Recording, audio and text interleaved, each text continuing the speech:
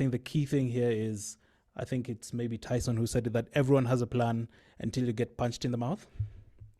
Yeah. And what we're seeing here as traders, as a high performance endeavor here, we need to quickly be able to reset instantly after taking that hit, and keeping our defenses up as we keep going throughout the day.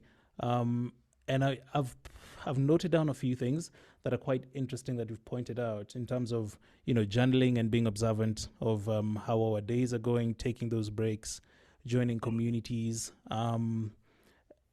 But looking at some of the references you've given in terms of high performance sports, and Ali being one of them, what's that one thing that we can sort of tweak, or work on daily, that can really help us in dealing, especially with the losses or the bad days, and resetting as fast as we can and coming back to doing what we are supposed to do? Okay. So yeah, Ali's probably my all-time sporting hero. I grew up in an age where Ali was the biggest star in the world, and everyone idealized him. And his story is more than just boxing, though. There was a lot more to it. So he's an incredibly inspirational figure. But the thing I always got from Ali was, and this wasn't something that people necessarily would have said about him at the time, but it was his humility. He was one of the most humble people. When you got back below the surface, he was incredibly humble. Okay. Um, and a lot of the stuff that he did was for show. He was an exhibitionist.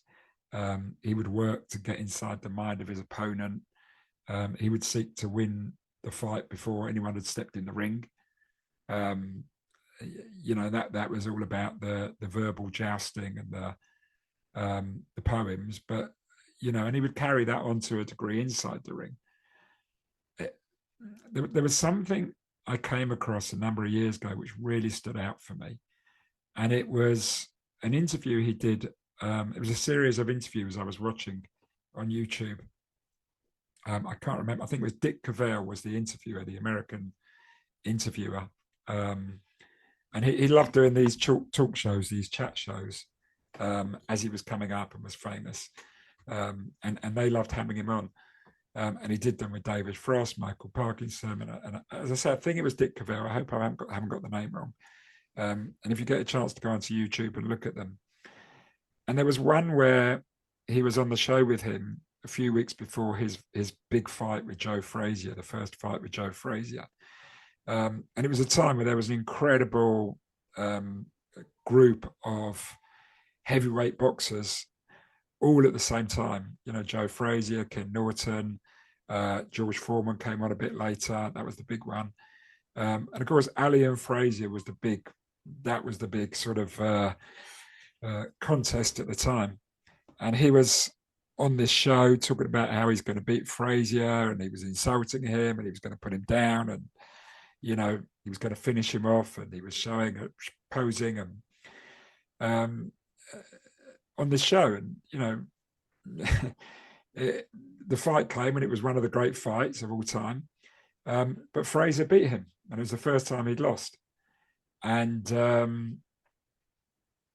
at the end of it, he was badly beaten up, and he could have gone and hid and run away.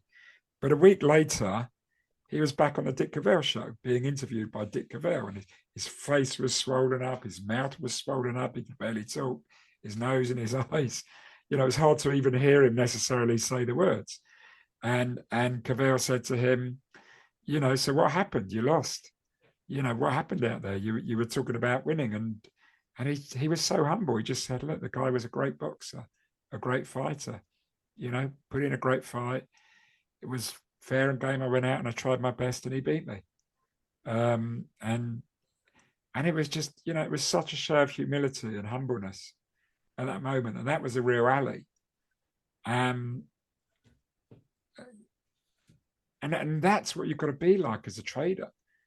You go out there with arrogance, you're going to get beaten. And Ali's arrogance was often there for show. The fact that he came back and won the world title 3 times, He would never know. You could never know if he was beaten, and he would come back, and he did defeat Frazier in the next fight.